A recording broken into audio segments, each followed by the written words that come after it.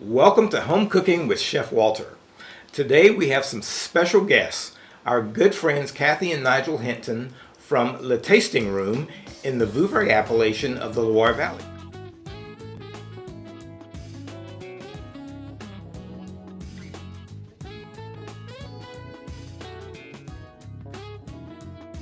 Thank you guys for joining us. Thank you, Walter. Real pleasure, Walter. So tell us about Le Tasting Room. Nigel. The Tasting Room is a small French business that we, the two of us, created in 2006 after having moved from the south of England. We were both working in the wine industry. My wife for many years. That's me. That's you in wine education but also in wine sales, mainly in London. Yep. For some small but also large companies, dealing with hotels and restaurants. I retrained in the early 2000s and studied viticulture and ran a vineyard in the UK. So after creating the French business in 2006, we are now heavily involved in the French wine industry, in particular the Loire wine industry, which is a fascinating place to be. And we offer wine tastings, wine education, mainly for English-speaking clients from all over the world. An awful lot of Americans from across the whole of the US, from east to west coast, Australians, New Zealanders, and it's very much bespoke. So we take inquiries from people, and we are capable of providing whatever a client wishes to do. Okay. Small groups. Yes. Very yes. small groups. Well, Yeah. I might just interject here that many of you watching will probably recognize Cathy and Nigel from being with us with Artistic Gourmet Adventures. We have taken many of our groups You have. to Cathy That and is Nigel true. for some wine education, for some tasting, etc. So it's been a nice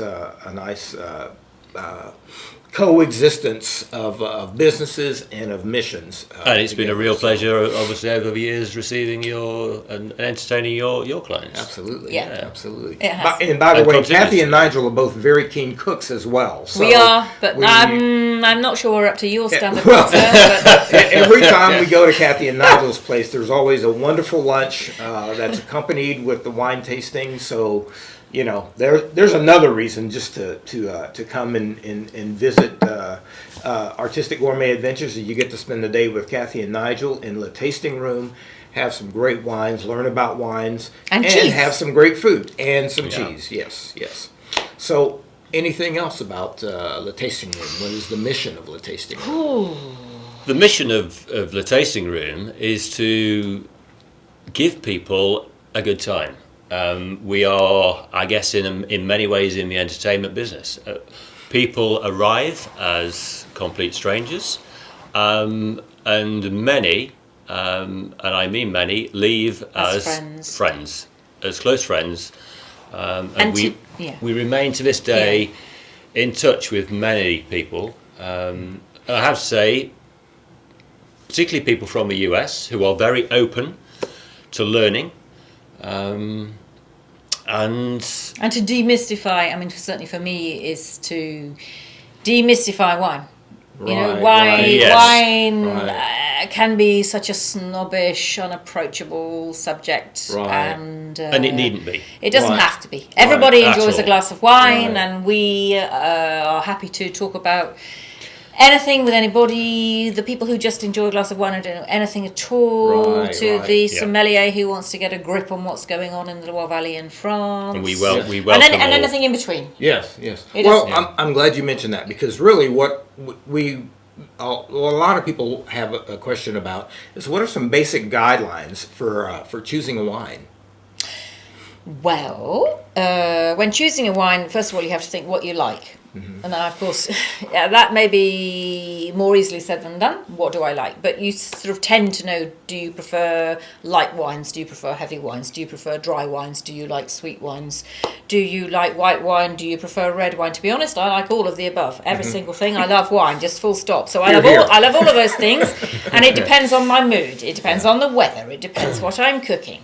So at the end of the day, those are sort of the basic guidelines. What are you cooking? What are you eating? What do you like? And then above that, then of course you have the whole myriad of wine styles which change from whichever country you're in the world. Because obviously the wines that we are showing in the Loire Valley are very different to the wines that you're going to find in the US, for example. So styles are different according to climate, according to soil, according to winemaking method, according to culture, history, and all of those things. So I'm glad you mentioned that, Nigel, because that really brings me to another question. And that question is, are expensive wines necessarily better than inexpensive wines? I mean, is a $100 bottle of wine so much better than a $20 bottle of wine? That's a good question. That's a very good question. At the end of the day, there are an awful lot of wine drinkers out there.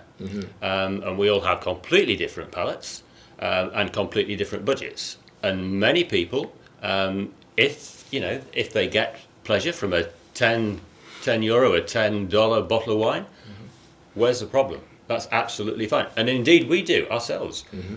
We can get as much pleasure from an €8-10 bottle of wine as we can from a €50 bottle of wine. But at the end of the day as well, there are essentially fixed costs in producing wine. Production. So when you go down to the very, very cheap end of the market,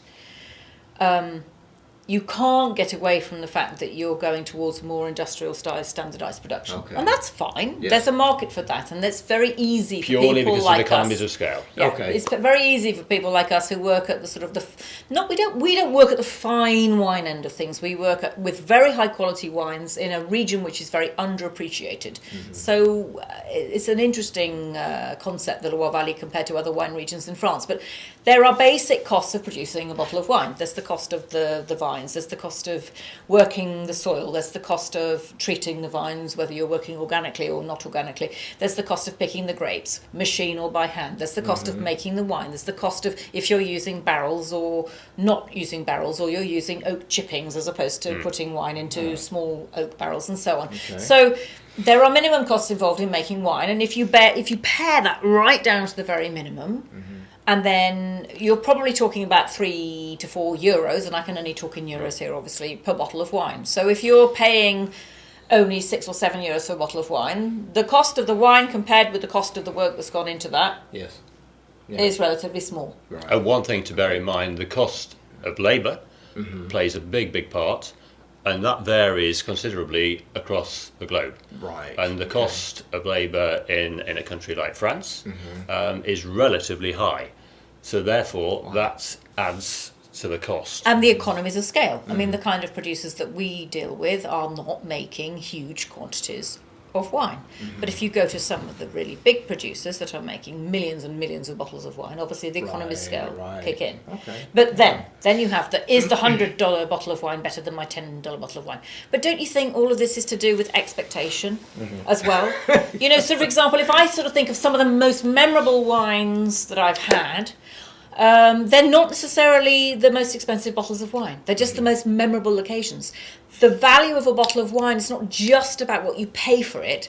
It's about how you're feeling, who you're with, the occasion, the emotions surrounding that situation. Some of the best bottles of wine I've had have been the cheapest bottles of wine, maybe 10 or 15 euros in a beautiful sunny day with some grilled sardines and a plain boiled potato sitting somewhere in the sunshine on a terrace. And that to me has been a memorable bottle of wine. And then there have been other occasions when I've had a bottle of wine where it's been incredibly expensive and the expectation's been incredibly high, but I've had a bad day and I've been feeling stressed and I've opened a bottle of wine and I'm expecting it to be amazing, and somehow it doesn't deliver because I'm expecting so much more from that bottle of wine because I've paid so much more, and that isn't necessarily the case. Well, that brings us to another question, and that is, what qualities do we look for when we're choosing a wine?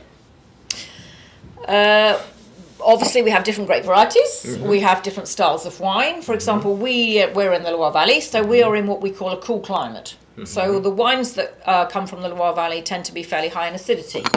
So why don't we just try a wine? Oh, okay. We need We a need glass wine. of that. We know Okay, wine. yes, So yes. Nigel, what have we got in the glass here? We have a Vouvray, and the tasting room is based in the appellation of Vouvray. What's an appellation? An appellation is a controlled area of production, so a zone of production. Okay. And that applies to the whole of France and other countries as well, Spain, Portugal and Italy. Okay. And this particular wine that we're drinking now is 100% Chenin Blanc, which is one of it's the major white grape of the Loire Valley, certainly the Western Loire, where we're based. This is a single parcel. It's called Le Peu Maurier, and it's from the 2017 vintage. A vintage that we particularally like. Yeah, we do. Because it's what we would describe as a classic Loire vintage. Yeah. Ah, okay. And the Loire is cool climate viticulture. That's how we class it. So during the ripening period, the nights are cool, the days are warm, so the acidity is retained It's fresh. in the wine, Yes. which makes them fantastic with food, because acidity is terribly important in any wine, particularly when you're eating food. And this is clay with mainly a limestone base and quite a bit of flint in the soil. And that, of course, has a big impact on wine style. So the soil. Okay. So the French call it terroir. And terroir is one of those words which is used in professional wine circles all the time. Oh, it comes from such and such a terroir. What does that mean? Well, essentially, it's the sense of place. Okay. So it's the soil, it's the subsoil, it's the bedrock, and then it's the topsoil. It's how Right. thick is the topsoil, how thin is the topsoil. It's also the sort of climate that surrounds the Okay. particular vineyard. So all of those things that you mentioned, the clay and the limestone, Yep. etc. Can you taste that in the wine? You when sort of can. Okay. You can when you're familiar with those aromas, and of course for the novice who's not familiar with Chenin Blanc or Loire wines, then no, it would be unreasonable to expect Yeah. people to identify those things. It's way too deep. But I think, over time, and of course with experience, yes, you can absolutely. you can. But at the end of the day, what matters most in a glass of wine is if you like it or not. All Yeah. right. You know, because it doesn't matter if I tell you this is the most wonderful wine and I think it's absolutely delicious and I would pay you 50 euros for this bottle of wine. If you stick your nose in and you Yeah. think, whoa, I don't like that, or Yeah. if you then taste it and think I don't like that, it's not the wine for you. Okay. It's Yeah. not what we think. It's very subjective. It's, what It's you very think. subjective. There are no It's rights or about wrongs. What Right. the drinker Right.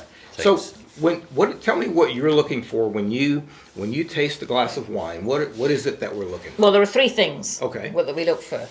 First of all, it's obviously with our eyes, with our nose, with our mouth. Okay. They're the three different stages. Okay. So we look at the wine. We tip it at 45 degrees like this, and we have a look at it, and we look at the colour. You know, what colour is it? Is it very pale, watery white? Is it got a little golden tint? Is it yellow? Is it golden? Is it deep? Is it pale?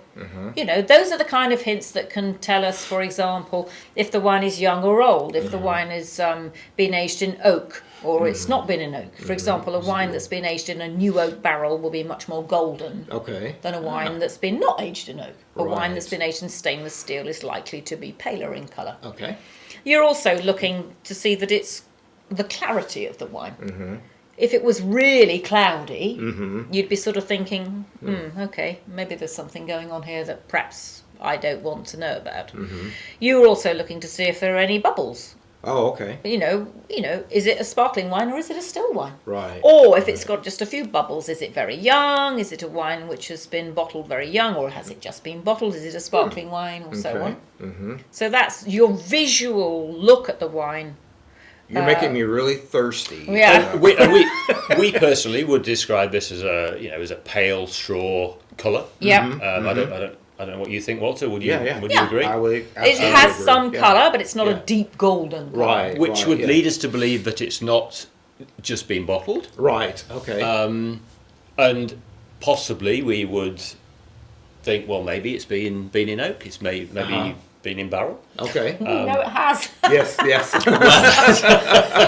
Obviously, But not new. Yeah. Not new. Not new. but going back to what Cathy was saying, we can see it's absolutely clear. Yeah. Yeah. We would all agree that. Yep. So that's pretty positive. So it's attractive From to that the point eye. of view, Right. yes. You know, it doesn't look weird. It's not funky. It's not Right. cloudy. Okay. It looks the colour, which is attractive. It looks fresh.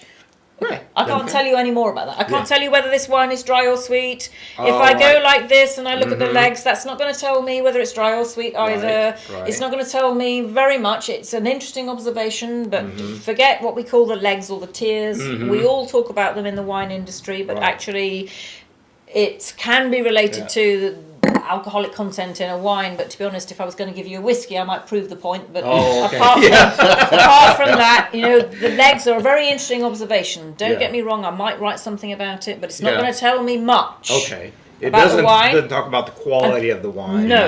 Okay. Not No. at all. Yeah. So then you have to give it some air. Okay. Give it a Give it a bit of air. oxygen. Okay. So you can do it in your hand, like this, if you're comfortable with that. If you can't, because a lot of people find that a bit difficult thing to do, you can Right. on the table. Yeah. Right. And And that's- just a point, sorry to interrupt, just a point on glassware. Oh, I'm not sure I can. We might run a a tasting business, and we've been involved in wine for many years. Yeah. But we don't have terribly expensive glassware. In order to swirl, obviously, the larger the glass, the better. But it's not actually necessary to have really expensive glassware in order to fully appreciate a wine. Okay. Oh, that's good to know. No. That's good.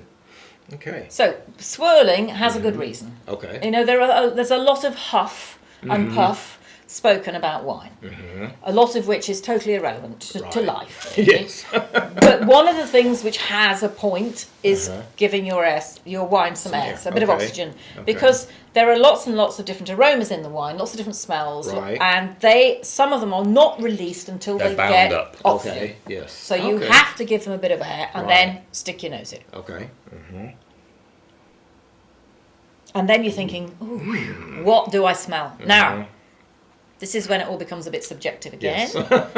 Because your background is different to mine, which actually is different to Nigel's. And although we come from the same country, Nigel comes from a farming background. So the kind of smells that litter and mark his childhood, his memories, are Right. completely different to mine. Right. And they are I'm a aromas. city girl. My memories are London and tubes and buses Yes. and different smells. Yours are Right, yeah. from where? Texas. So Yeah. they're different to Completely ours. different again. Yeah. So Completely different climate. you Yeah. stick your nose in the glass and it's what comes out at you. So it could be a fruit, it could be a flower, it could be a spice. Hay. It could be it could be hay. It Very could much so. be Particularly in a white wine. Yeah. I mean, there are specific aromas which we link with particular grape varieties, but the descriptions of that come from the country where they're tasted. Ah. Okay. So, for example, with Chenin Blanc, what are the kind of aromas that the French talk about? Well, the French talk about the fruit, the quince fruit, which Yes. many people around the world are not familiar with. No, And and we in are- England we're not As an familiar American, with I it. would really not that No. familiar with Yeah. the So it's a bit like a pear, Yeah. but it's a little bit more exotic. Yes. We used to grow quinces in England, our grannies used to do, and they Right. used to preserve slightly them. tropical. And they make quince Oh, jelly in okay. Portugal and Spain, and they Right. serve it with cheese. I think it's called membrillo. Okay. But we're not particularly familiar with that as an aroma. Notoriously high in acidity, Okay. and, Yes. and yes, a little bit tropical. And then white flowers, which we can probably all identify with. It could be jasmine, it could be yes. something which is like a white waxy kind Yeah, of yeah, flower. yes. Honey, Yes. Okay. As Chenin takes on those sort of what we call secondary aromas, Okay. tertiary aromas, honey kicks in. Okay. Um, Okay. Both in the sweet wines, but also in the dry wines and the sparkling wines, which Right. the Loire Valley is. So is so known you're saying a Chenin can be a sweet or a dry? yes. Chenin. It can Okay. be Absolutely. very dry, Okay. medium dry, Okay. semi-sweet, very sweet, dessert sweet, Oh wow. and sparkling. All right. So to clarify, It's- the word dry Yes. indicates absence of sweetness or absence of residual sugar. Yes. What is that? Both. Okay. The word dry. So each appellation in France has a list of rules. And to put the name Vouvray on the label, you have to respect the rules that are imposed upon the appellation of Vouvray. So if you have a dry wine, it has to have less than 8 grams per litre of residual sugar. Now that's a super technical point. But dry wines are low in residual sugar. Now, the word residual sugar means the sugar that resides in the wine after the fermentation has finished. So you're talking natural sugar. Yes, okay. It's not added sugar. Yes. We don't, well, I'm sure it can be done in certain countries of the world. Right. But in France, you can't add sugar at the end of the process. Yes. It's the natural sugar that's left in the wine. Okay, okay. And winemaking, fermentation is such a simple, natural process. It happens Spontaneously. in nature Okay. with practically every kind of fruit. Okay, wow. And the yeasts that are responsible, the natural yeasts that are responsible for the fermentation, are not always strong enough to complete that fermentation. okay. And that's Yeah. why you very often have a little bit of unfermented sugar. Oh, okay. Natural sugar Yeah. in the wine. Well, all this technical talk is really interesting. Well, let's taste it. And I just I just cannot believe how much I've learned. But I can't wait to taste I this just wine. did. I'm Okay. sorry. I Beat just me to it. Yeah, I just snuck in a quick sip actually because All right. we were talking too much. And So not, when we taste it, what are we looking for? well, when we taste it, in order to open it up and taste all the aromas, we try and do a bit of sort of reverse whistling. But you have to be really careful with this. And to be honest, you know, if you don't want to do it, it really doesn't matter. You can just taste it. And take pleasure in drinking the wine. Taste Yes, it, yes. drink it. Do you like it? At the end of the day. Yes, yes. It's a beverage. Yes. Yeah. You know, To it's be easy. enjoyed. Let's not get too bogged down in the technicals. Yeah. If you were at a professional tasting and you were going to be writing a tasting note, which is what we would do if we were tasting a lot of wine, because let's face it, you cannot remember all the different qualities and lots of different wines unless you actually make a note, a written note. Yes. Then you take it in your mouth a little bit, you drop the wine to the front of your mouth, and then you to try and take a bit of air in. And that's okay. because the aromas in wine, there's only a certain bit that you get through your nose, Yes, and the okay. rest goes back up into your retronasal passages. Okay. Because on your actual palate, what you sloosh it around your mouth like mouthwash. But the only things that you're going to identify in your mouth are sweet, sugar, salt, acid, and umami. If you can Licorice. find umami. But then the rest is aroma, and the Yes. aroma comes from obviously your nose and your retronasal passages. Okay. So you need a bit of oxygen.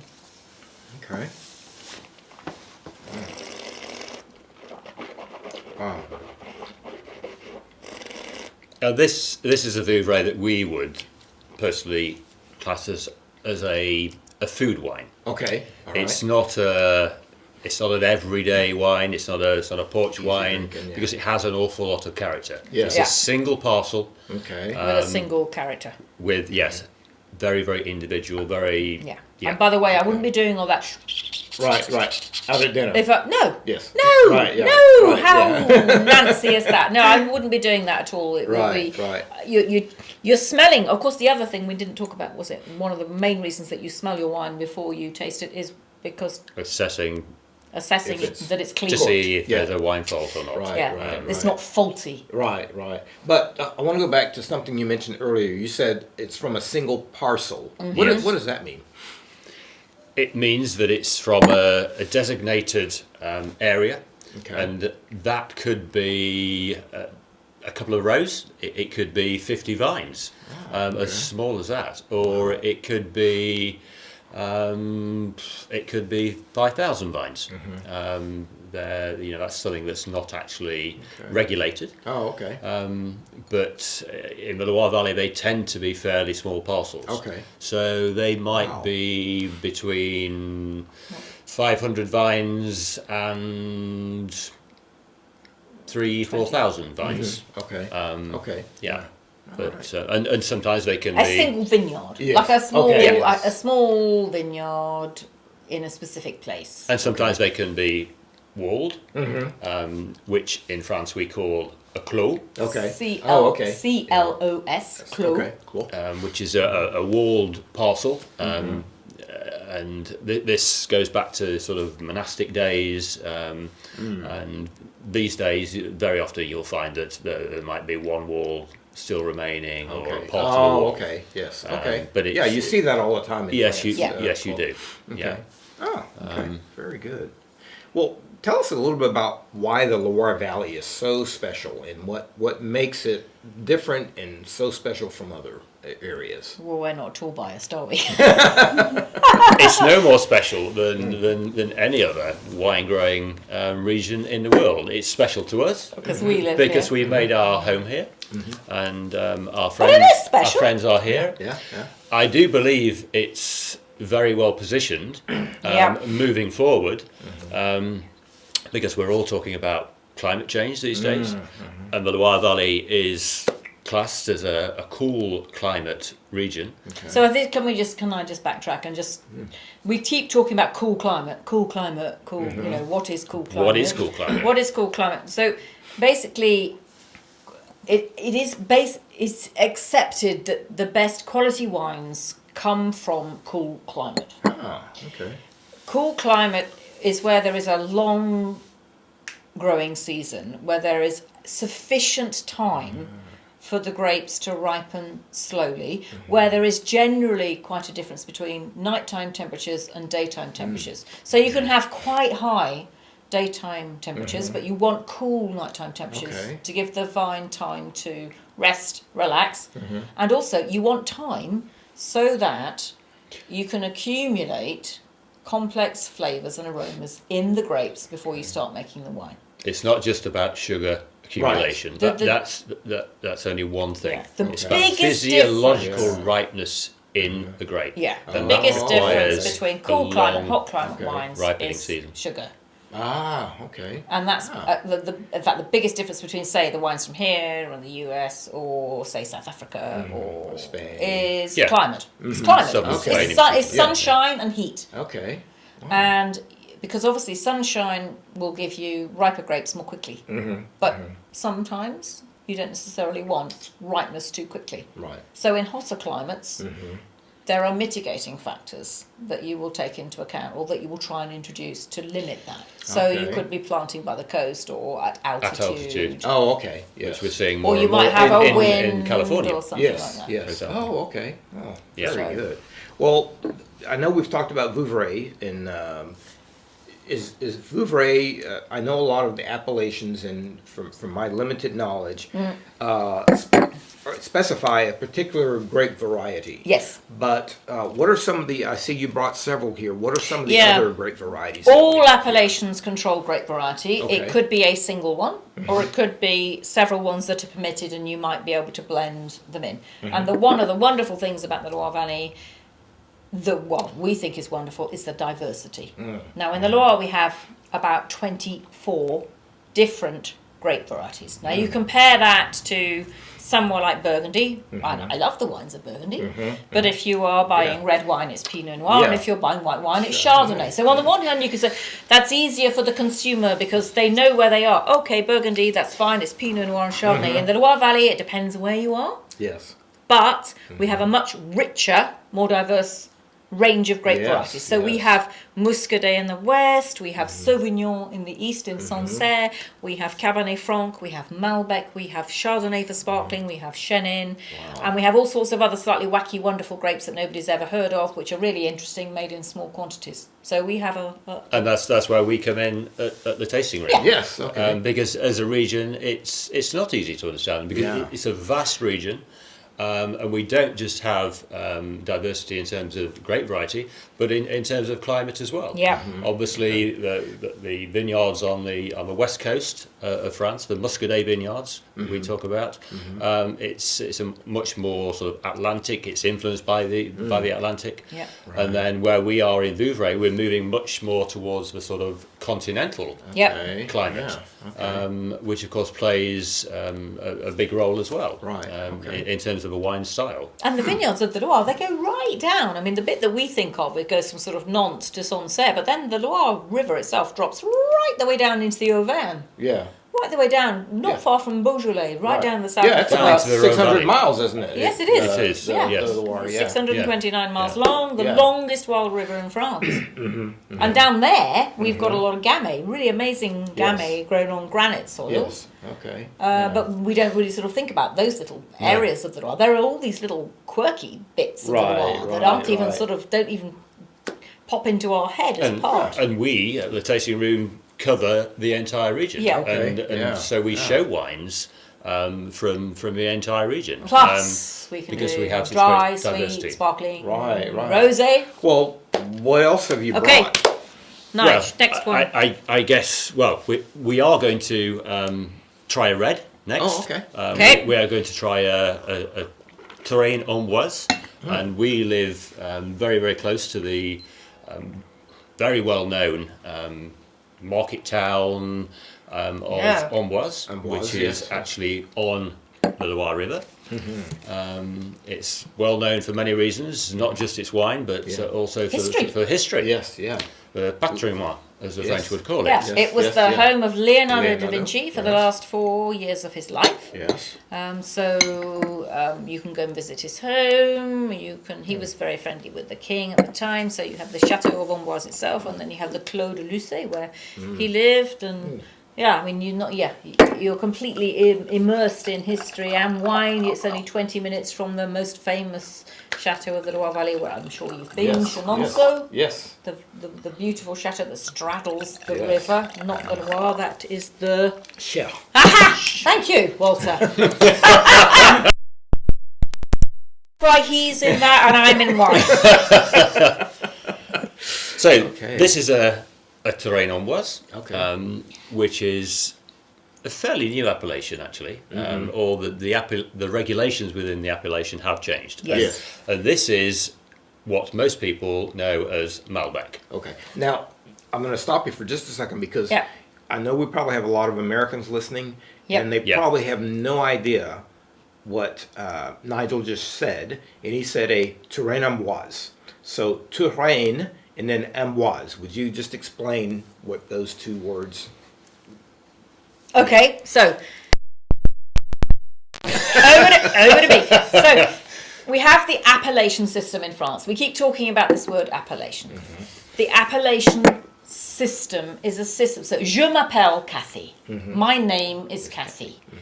Appellation d'origine contrôlée, controlled name of appellation. So this is where wines in France are linked to a geographical location. Okay, so that's the AOC. The AOC on the that label. you see on a label. And that system was introduced in 1935. Okay. So we have here an appellation Touraine with the mention Amboise. Okay. Now Touraine is a big area, a zone of production of about 5,000 hectares, so about 15,000 acres. But within Touraine, you were also allowed, if you plant the right grape and you follow the right rules, to put the name of a particular village on the label. okay. So this wine is Touraine Amboise. Okay. And in Touraine Amboise, like Nigel was saying, it was created in the 50s, actually, but the rules regarding the production of this wine changed only last year, and now all red wines with Touraine Amboise can only be 100% Malbec. Which we call But we don't call it Malbec here, we call it COT. C-O-T. C-O-T. COT. Oh, okay. C-O with a hat on, Yeah. T. COT. But for most people, we're talking Malbec. about Malbec. And then when you Okay. talk about Malbec, most people think, well, hang on a minute, Malbec, that's Argentina. Yeah, who would have thought Malbec in Malbec France? in France, Yes, but yes. Malbec comes from France. Ah. It doesn't come from the Loire. It comes from southwest of France in Cahors, Okay. Cahors. Yes. That's where it comes from. It only became called Malbec from a guy that planted it in Bordeaux in the 18th century, and his name was Malbec. Ah. So if you go into the wine books and look up the grape variety, it's not under M, it's under C. Wow. For Co. So Co is the actual real name for the grape, but nobody's ever heard of it. Right. So it's Malbec, although you're going to see, Yes. you're going to see if you find it here, you're going to see the word Co on the label. That is awesome. That's great to learn. Okay. So this is basically a Malbec. All This right. is a Malbec. From a a good vintage. Okay. From a warm vintage, so 2018. Okay. All right. So the other thing I just like to dispel is that the Loire is essentially a white wine region. I say essentially. Until the last 10 years or so, it's been actually quite difficult for us to produce red wines from the Loire that are the same every year. And to be honest, most of the small growers that we work with, they're not interested in producing a wine which is identical from one year to the next either. But what they might have had problems with, say, 50 years ago, is actually getting enough ripeness in black grapes to make high quality red wine on a consistent basis. They don't have that problem anymore. We have had, climate change and more sunshine, hotter weather, earlier springs, earlier harvest. I mean, we are harvesting now. It's what date are we? August 22nd or something. Towards the end of And we have August. this. So in Terrain, so where we live, we started picking 2 days ago, and it's the earliest harvest ever on record. And this is all about climate change. Yeah. So climate change means more sunshine, it means more heat, it means that we can make red wine more comfortably, more easily, and better. So, but until recently, really only 25% of production in the Loire is red wine. Okay. 50% is white and 25% is sparkling and rosé. Yeah. Okay. But it's wrong to say we can't produce amazing red in the Loire. Yeah. You watch. Wow, that's the problems of interesting. climate change are going to make it difficult for the areas Yeah. in France The warmer further areas. south, Yeah. because they too are seeing an increase in temperature. Yeah. We are just going to have to learn to adapt, Yes. because there will have to be changes made to cope with climate change, particularly with white grapes. But with red grapes, watch out. Wow. This is where it's Yeah. going to be. That's very interesting. Hey everybody, it's Walter from Artistic Gourmet Adventures. My wife Kim and I own this unique small group tour company where we host groups of 6 to 12 guests for 1 week luxury adventures in beautiful locations throughout Europe and the United States. I have the privilege of being the adventure chef, creating and preparing daily gourmet meals for our guests. So, in this video series, from our cozy home kitchen here in the beautiful Loire Valley of France, we will demonstrate a wide variety of recipes, from culinary classics to originals, as well as covering professional kitchen techniques for the home chef. For more information on Artistic Gourmet Adventures, check our website, linked in the description below. Now, Well, we've talked about the Loire Valley and a couple of the wines from the Loire Valley, and we've tasted a couple of them. Yeah. I think we've tasted the Chenin Blanc, and Yep. we've also tasted basically the Malbec, Yep. which is we have learned now is called Cote. Yep. C-O-T with a little hat on. Bravo. on the O. Yes. But tell me a little bit about another one of the grapes from the Loire Valley. Yeah, because Malbec is it's a bit quirky, I guess, Okay. and it's not. If you were to think of the big grapes of the Loire Valley, if you had to choose two, there would be what, Nigel? Would you say? Well, the two black grapes would be Pinot Noir and Cabernet Franc. Okay. Pinot Noir in the east, and the central Loire, certainly Cabernet Franc. Okay. Yeah, and in whites, And in whites, Sauvignon Blanc, again in the east, alongside Pinot Noir, but Chenin Blanc far ahead of anything Anything else. Okay. All right. Because Chenin Blanc we describe it as a grape which is a carrier of oh, you're going to say terroir. terroir. Okay, We've so got to use that terroir. word. Now, I've It heard that behaves word. differently depending Yes. on where it's grown. Yes. The Yes. soil that it's grown in, the bedrock in particular, not necessarily the topsoil, but the bedrock. Okay. And the Loire Valley, we have wide variety of bedrocks, predominantly limestone In the east. Okay. in the east Or- and the central Yes. Yes. Loire, or much older rocks in the western Okay. part of the Loire. So we're into volcanic soils, Okay. Slate. slate and schist, and even further west towards the Atlantic coast, quite a lot of granite as well. Nice. Oh, okay. Gneiss. Gneiss. It's a bit like ganache. All right. Sorry. I know. It's spelled Gneiss, and I still okay, don't really know how you gneiss. spell it. It's gneiss, but it's pronounced nice. But where we are here in the central Loire, in terrain, and specifically in the Vouvray appellation, the Vouvray zone, we are on a bedrock of limestone. Okay. But all right. but in terrain generally, actually, Yeah. not just in Vouvray. Vouvray is in the terrain region, but we're going to head off to Cabernet Franc. We're on Cabernet Franc now, And it's what kind of soil? This particular parcel, it's a limestone base, as we talked about, but it's also quite a bit of clay as well. Ah, okay. And what appellation are we in? We are in the Bourgogne appellation. One of those. Go Walter. Bourgogne. One of those not easy, nightmare things so- that nobody on the planet can pronounce. Ah, Oy, okay. oy. It's just Here we are. not We have in the our... on the back label. We have the appellation Okay. Bourgogne. Let's see if everybody can see that. I don't know if you can get close to that. Bourgogne. It is one of the most difficult to It pronounce. is, yeah. Because certainly- it's an oy, oy. certainly in the Loire Valley. Yes. Domaine de la Chèvre. And it's one of the most necessarily well-known red wine appellations of the Loire Valley, but certainly respected, and it's one of our personal favourites. What, but, Bourgogne or this?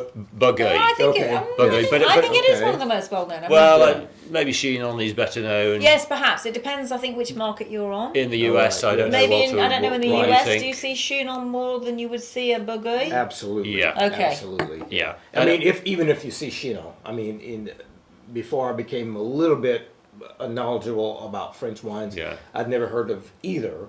But now, when I go back to the United You States, see I more do Chinon. Chinon. You see Chinon more than you see Bourgogne. And I Yes. think, going back to the name, I think the name Bourgogne Is that works, because you can't works, pronounce it? works Yes. against it. Yeah, I do. It probably Yes. does. Yes, Very yes. much so. And also, I noticed that Cabernet Franc is not a very popular grape variety Yes, in the but States. I think that's In the because in United the States. States, well, our experience of people coming It's from the States, it associated- is considered to be a blending grape. In Ah, other okay, words, yes. I mean, and Cabernet Franc is a blending grape. If you were to go further south in Bordeaux, Yes. it is blended with Cabernet Sauvignon, it is blended with Merlot. Yeah. So it's a blending grape down there. But Yeah. here it's not. Here it's our number one. Because It's- Cabernet Franc requires a little less heat, a little less Okay. sunshine Okay. to ripen fully Than Cabernet than Sauvignon. Cabernet Sauvignon, I which of course see. most people are very familiar with. Yes, yes, okay. So that's why historically Cabernet Franc has performed very, very well here. Okay. And Cabernet Sauvignon has performed less well. Right, But again, with right. climate change, Ah, yeah. who knows? And also Cabernet Franc suffers from what we call water stress. Okay. So it is best suited to the limestone soils because the limestone soils retain the water. Oh, okay. Act as a Whereas the sponge. slate soils do not retain the water in the same way. So the conditions are hotter and drier. So Okay. Cabernet Sauvignon is more successful on the slate soils. Cabernet Franc is In the more successful western on the Loire. limestone soils Okay. in the eastern. Ah, okay. But that remains to be seen moving forward. Are we going to see more Cabernet Sauvignon because we're going to have hotter conditions? Maybe. Right. So, as a wine expert like you guys are, can you actually tell a difference when, if you didn't know what this was, can you tell that, oh, this is a Cabernet Franc? Rather It's than a not- Cabernet Sauvignon. Rather than a Cabernet Sauvignon. Well, it's slightly less deep and dark and dense in colour. In colour. All right. Yeah. But apart from that, no. No. Of Okay. course not. And I would say also on the nose. So when I say the nose, I mean what it smells like. Okay. So on the nose, Cabernet Franc tends to, certainly young Cabernet Franc, and this isn't young, we're tasting a yummy, yummy, delicious 10-year-old Cabernet Franc because it's one of our favourites and we dug it out of the This cellar. is 2009. Oh, okay. But young Cabernet Franc tends to smell like raspberries. Yes. Oh, okay. Whereas young Cabernet Sauvignon tends to smell like blackcurrants. Oh, okay. And I think both of those are fairly familiar spells to most people. And just going back to what we were talking about earlier, Walter, in terms of colour, if we study this, you can see You can see at the that rim. the rim is quite pale and it has taken on some sort of brownish tinges. Yeah, it's Right, not purple yes, anymore. right, when a right. red wine is young, it tends to be very purple in Okay. colour. And as it ages, it moves through from those purple colours to sort of ruby garnet and then eventually to sort of those bricky, orangey colours. And becomes Okay. more opaque. Oh, okay. You can almost see Yeah. through some of them Right, as they right. become Yeah. very old. Now, as someone who has limited knowledge, but a little bit of experience in drinking some, you know, I would look at this and I would say, wow, this looks like it's something between a Cabernet Sauvignon, which Yes. I'm familiar with, Yeah. and maybe a Pinot Noir. You'd be right to Yes. say that. So is that Very, very much so. Yeah. correct? Because a assessment? Pinot Noir Yeah. might be even paler Paler, yes. in intensity Yes. more than anything else. Yes, yes. A good guide is to stick it on a table and put something underneath it which has got printed type on it. Oh, okay. Can you Yes. read the printed type? Oh, If it's okay. something like Ah. a Pinot Noir, often the density is quite pale and quite Yes. pale in colour, so you can Yes. actually read through what's going on. Right. With the Cabernet Franc, you might be able to, it might be a bit blurry, and with Right. a Cabernet Sauvignon, you don't. Right. Yes. Yes. And that's to do with the fact that skins, pigment, colour, depth of Okay. colour, they're all very, very different styles of wine. So it is. It's a mid in That is the absolutely scale of things. delicious, It's by the way. mid-weight. Now this has taken on some what we would describe as tertiary aromas. Okay. aromas. So you've moved away from that primary fruit. So you're not identifying any particular fruit. What we've not talked about, I'm sorry, but being a bit cheeky, we've not actually spoken about spitting anything out. Right. Yes. Because we've not gone anywhere near spitting anything out. No. But just to say that professionally, if we Yes. were assessing wine, we would not be actually drinking Drinking it. it, yes. After the slurpy swirly bit, Right. we would be spitting it. But our host today But that's hasn't, where I- hasn't provided us But with our a host has not given us or a a spit spittoon. bucket. I'm sorry. Because also, no, with COVID, with the, No, no. no, it's not appropriate Yes. to be spitting Yes. at the yes. moment. We should just be drinking. So we're just drinking, but that's our excuse, and we're sticking to it. Yes. But yeah. Okay. All right. So now we've talked about the Loire Valley wines. Tell me, to kind of wrap up a little bit, what would you say is the biggest difference between French and American wines? History, Well, I guess culture. for most people as well, when we talk about American wines, most people think of Napa Valley, Price? which Yes. probably has been Sorry. it's been pretty accurate up until now. But Yes. we know from experience, having tasted wines from all over the US, only in recent years, there's good wine made in many parts of the US today. Right. So we shouldn't just talk about the Napa Valley. Right. Yes. California, obviously, heat plays a big part in the style of the wines. But again, it depends. Bigger where, alcohols, bolder Oh, fruit right. flavours, Okay. big concentration. Yeah. Okay. Yes. Compared to, say, Oregon, which is Yes. on exactly the same latitude as the Loire Valley. Right. Right. So Yeah. Willamette, am I saying that Yes, correctly? Willamette, Not yes. Willamette, Willamette. Willamette Yeah. Right. is the most climatically similar to the Loire Valley. Okay. Similar amount of sunshine hours. A little bit more rain maybe than we have, so potentially a few more issues with disease, because that's our biggest problem here yes, as well. Yes. And a similar kind of grape varieties, quite a bit of Pinot Noir, a little bit of Cabernet Yes. Franc actually, a bit of Riesling. We don't Riesling, obviously yes. grow Riesling in the Loire because we're not allowed but to. they certainly Right. do in Washington. But they certainly do in State. Yes. Washington State and so on. Absolutely. Yes. Yeah. We've also, so climate-wise, it's very different to down in Napa and Sonoma.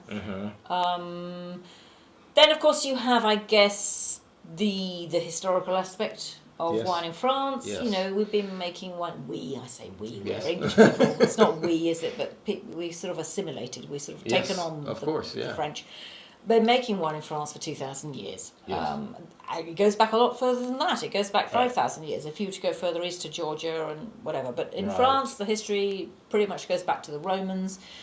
And we have people who are working in the wine industry, and you're talking the 8th, 9th, 10th, 11th generation. They've inherited vineyards. They are working people that do everything themselves. They plant the grapes themselves, or they have vineyards that they have owned or inherited. They work those vineyards, they treat those vineyards, they pick those grapes, they make the wine themselves. There's the spirit is very much that you, for the quality wines, this is, you do everything yourself. Oh, you okay. not Yes. you grow your grapes, you look after your grapes, you pick your grapes, you make your wine, you market your wine, you bottle it, you sell it.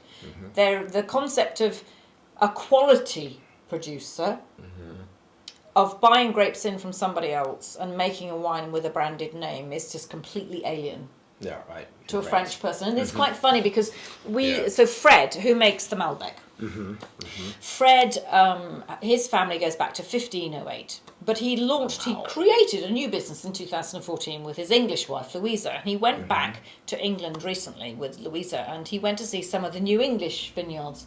And the English vineyards are sort of in many ways more along the sort of Californian standard. There's a lot of investment, big money, ex-bankers, investment, Sort of hedge new fund world managers, Oh, because okay. the price of land is terribly expensive in the south of England. So you have people who have built a winery from scratch, Okay. who have employed a winemaker, who have employed somebody to Oh, manage the okay. vineyards. And Yes. Fred went to see somebody that actually we trained with at college when we were studying winemaking. And he could not understand how somebody could be in charge of the vineyard and put all their love and care and attention into the grapes all year round, Yes. and then pass those Hand them grapes over To someone else. somebody to a else, complete stranger. to a Yes. complete stranger to make the wine. Yes. Because basically, quality wine is made in the vineyard. Right. It's not made in the cellar. Right. It's made in the vineyard. The work, the love, the care and attention into the Right, raw ingredients right, yes. is in the vineyard. We Yeah. compare it occasionally to sort of, rearing a child and then handing Yes. that child over to someone else. Right, right. Right. Yeah, I mean, It's, it's just, for the it was French, completely incomprehensible certainly in to this him region. to think that Right, anybody yes. could do that. Yeah. Yeah. And I'm sure that's not to say that that's not done in Of America course. at all. Of course, But it's done boy, in the you States, and of just course, don't it's see done in that very France as often. well. Yes, it Well, is. we know Yes.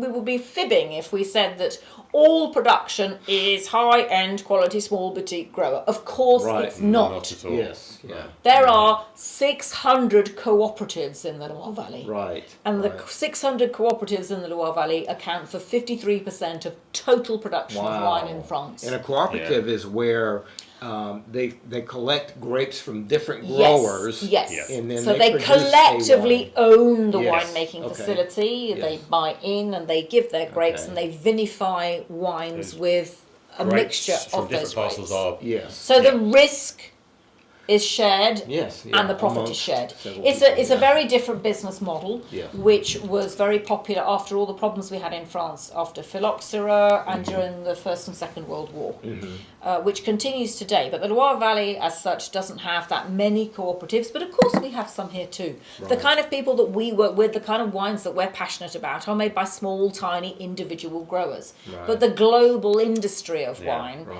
obviously, is not just that. Right. Now, I can't let you go without defining what phylloxera is, because you mentioned that word phylloxera, and so I think we probably need to tell people kind Okay. of what that is. Nige? Phylloxera was it still exists today. Yeah. Many people think that it doesn't, but it's still around. It is a louse, an insect which feeds on the roots of the vine, the European vine in particular, and basically over time it will destroy the plant. Okay. And it affected European vineyards in the latter part of the 19th century. So And it came from the US, Walter. it came from the US. It But- hit the Loire You Valley. saved the day. Who saved it? Oh, yes. Okay. So we were affected by it here in the Loire Valley in 1874. That's when it was first identified, and it destroyed. 2/3 of all Europe's vineyards. Wow. Yeah, So it was basically, it's a devastating. disease that destroyed a lot of the vineyards. It's a pest, a It's a disease pest. that's Yes. destroyed all Yes. the vineyards. Basically, you have a genus, the vine, and then you have different species. Okay. European species are different okay. to American. Okay. European species had never been introduced to it.